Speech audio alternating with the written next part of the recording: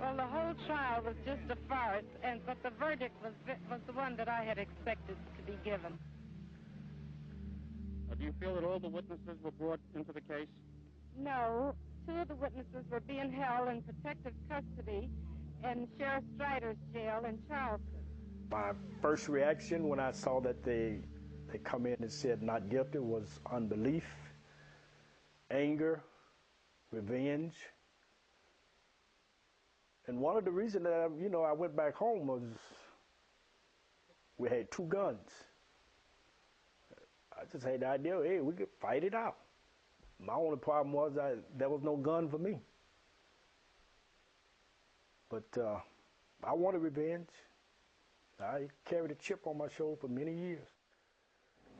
It was obvious that they had no trouble deciding that they were to let these men go free.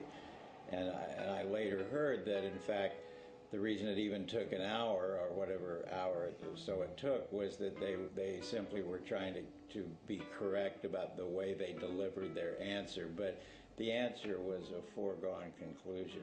And then when they interviewed the foreman of the jury, he said it wouldn't have taken us that long, but they told us to make it look good. So we had some soda pop and beer and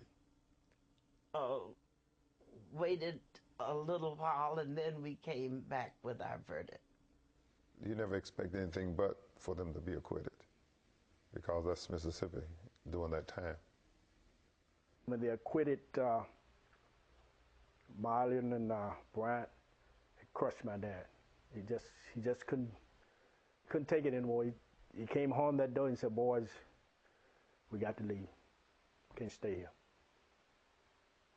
Basically, we had no law back in '55 in relation to black and white killing each other.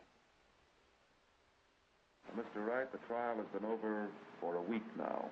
How do you feel about it after thinking it over? I don't have any. Were you surprised, or did you expect the verdict of acquittal? I was thinking doing this, but I could win. You weren't surprised with the verdict? It didn't surprise me. When did you come to Chicago? Monday night. Why did you leave Mississippi, Mr. Wright? Well, after Friday night, those men came to my house, but I just wasn't satisfied no more there. I just got willing and ready to leave, and I left this as quick as I could. Men came to your house? Friday night, 2. What did they say?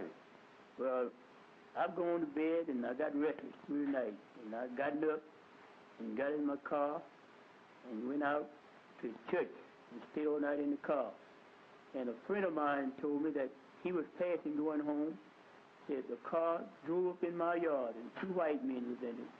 And they got out with flashlights, just flashing all around the house, looking around the house. Of course, I didn't know anything about it, but I was just got restless through the night. And the next morning, I got up and went up to the house and just pulled of the crop a little I had there, and I just got in ready to leave right now. And I just you can go back for the kidnap trial. So I'll go back for that. I promised the sheriff I'll do that, and so if I leave, I'm going back. But after then, I'm through with Mississippi forever and ever.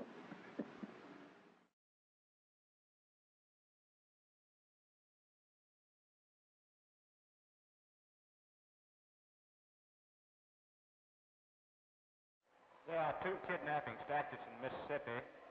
One carries a 10-year maximum in the state penitentiary. The other statute, which is patterned more or less after the federal Lindbergh statute, that we commonly refer to it, carries a maximum of death sentence. And the grand jury will be advised of the existence and of the terms of both statutes, and it will be their province to determine which, if either, of the statutes that they choose to indict on. That me and Mr. Moore, right, we went there, we didn't see them at the kidnapping trial. We saw them at the regular trial, but not at the kidnapping trial. They wasn't even there. That's crazy. And that point, how long that last? No more than 15, 20 minutes. What? We was out of there.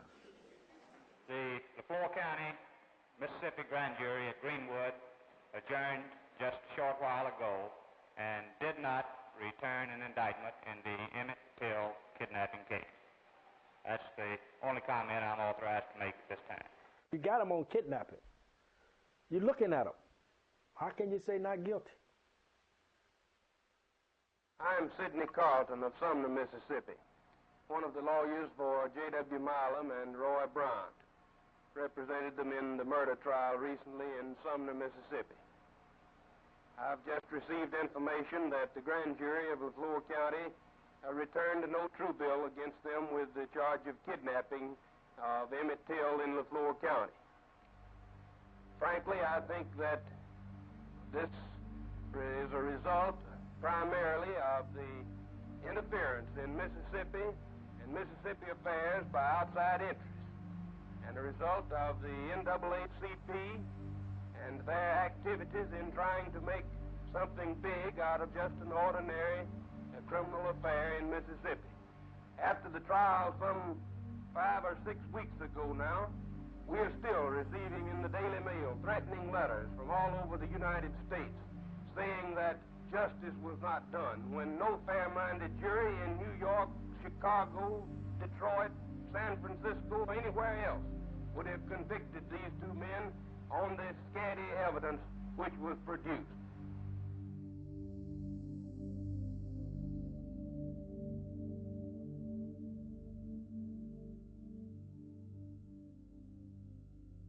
I know that Milam and Bryant had help when they murdered Emmett Till.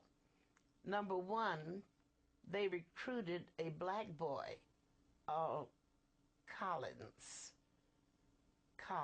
Leroy Too Tight Collins. He was seen on the truck restraining Emmett. That was the purpose of his being there.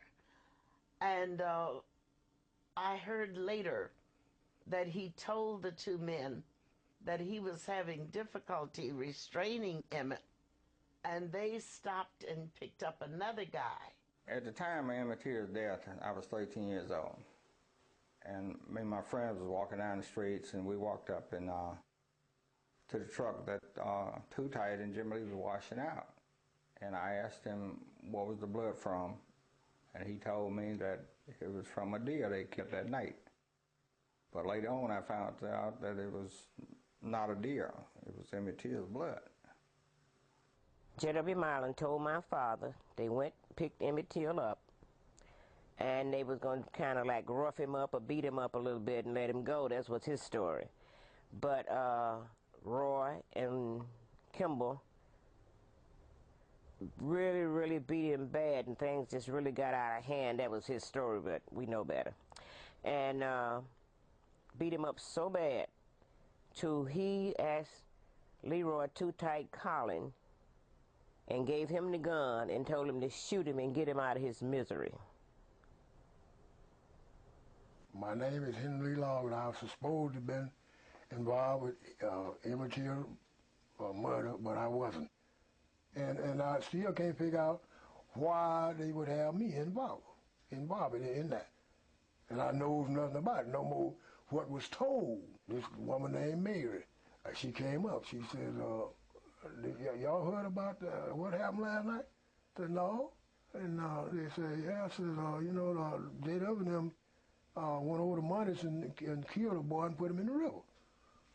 It wasn't a river, Black Bow. So I said, no, we ain't heard nothing about that. And so she said, said Too Tight said, that shoe laying out, I said, that's a shoe that boy had on. So they went to this boy's grandparents and asked about him. Said, Dad said, his granddad said, he's in there asleep. Said, what you want with him? Said, well, wake him up. We're going to get him out of there and take him and put him in the river down there. So he said, no. Said, no, white folks don't do that. Now, that's what they say, he said now. Said, don't do that. So I'll, if you let him stay here in the morning, I'll put him on a bus and send him back to Chicago. So no. They said, no, we want him out of here now. And said, I don't want to lie, I think they said that one of them hit the old man, the boy's granddaddy. Said, I reckon he didn't want him to